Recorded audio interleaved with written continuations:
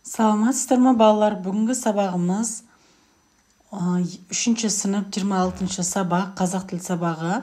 26 сабақты көрден алды. Менің каналыма тіркеліп қоңырауша түймесін басып қойыңыздар. Бүгінгі сабағымыз мәтінді оқы. 27 жаттығу. Сөзді және басқа дыбыстарды кез келген қашықтыққа жеткізу үшін америкалық профессор Белл 1876 жылы телефонды ойлап тапты. Тиісті адамыңмен сөйлесу үшін байланыс желісінің екі басында да әрі телефон, әрі микрофон болуы шарт. Микрофон мен телефонды біріктіретін құрылғыны микротелефон деп атайды.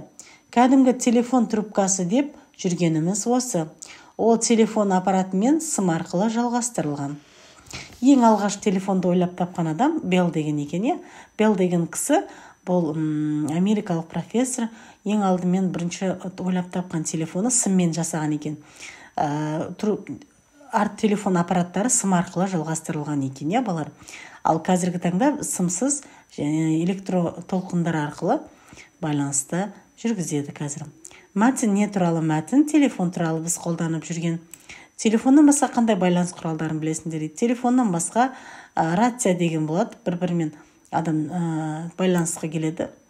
Әсіресе бұлар рациямен әскери адамдар көп жаттығу жасайды, бірімен сөйлеседі.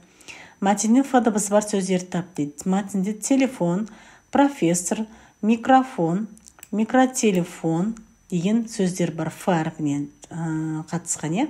Досыңа қоғамдық орында ұялы телефонды пайдалану ережесі бойынша нұсқаулық дайында дейді. Қоғамдық орындарда ұялы телефонды дұрыс пайдалана білу керек. Және де үлкен кісілерге ешқандай кедергі жасамайтындай пайдалану керек, балалар. Келесі жаттығуымыз 28 жаттығу. Көп нүктенің орнына тиісті сөзді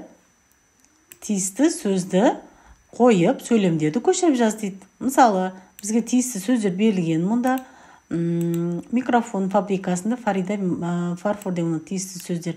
Осыларды біз осы көп нүктенің орнына қоямыз, балалар. Бірінші жаттығудағы, бірінші қатардағы сөйлем.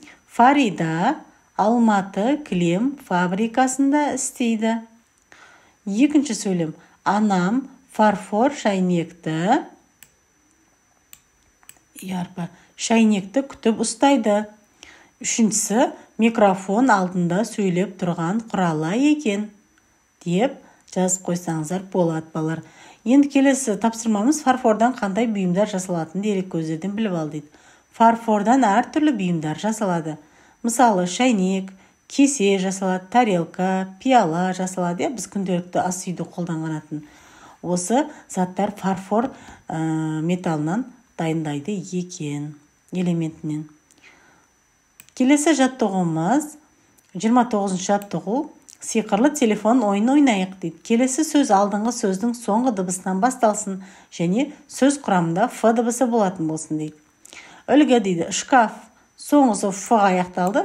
Енді келесі сөзіміз басы ф әрпінен басталу керек. Фонтан. Бұл дұрыс. Келесі жираф.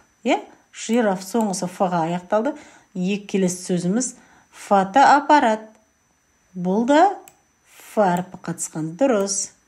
Келесі соңғы сөз ф болу керек. Телеграф. Ал келесі сөзіміз осы ф әрпінен басталу керек. Ферма дедік. Бұл да дұрыс. Философ. Бұл да соңғы сөзіміз. Сөздің соңғы әрпі ф болу керек. Және келесі сөзіміз басты әрпі ф әрпі болу керек. Фамилия деп жаздым. Осылай жазып аласыздар сіздерде.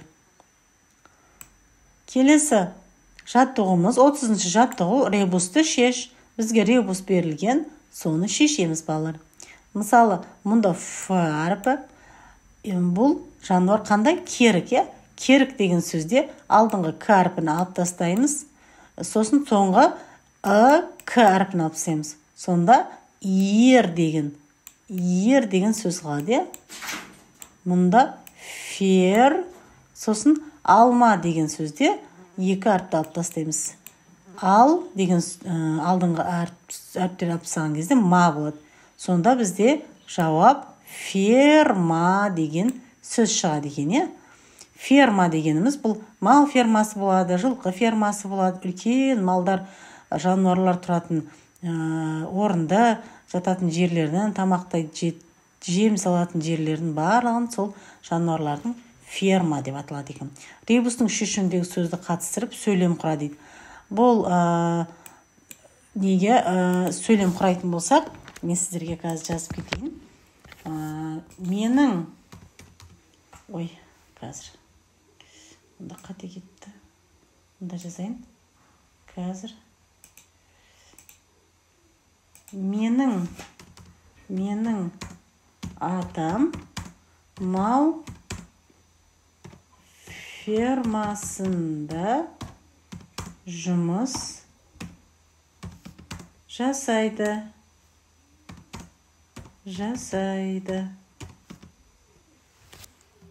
Осылай жазсаңыздар болады, балалар. Түсінікті болу үшін өздеріңіз қалағанша сөйлем құрастырып жазасыздар. Осымен бүгінгі сабағымыз аяқталды, балалар. Каналыма тіркеліп, қоңырау түймесін басып қойыңыздар. Менің каналымда 2 және 3 сыныпқа арналған қазақ тілі және математика сабақтары жүргізіледі. Сау, сәлеметте болыңыздар.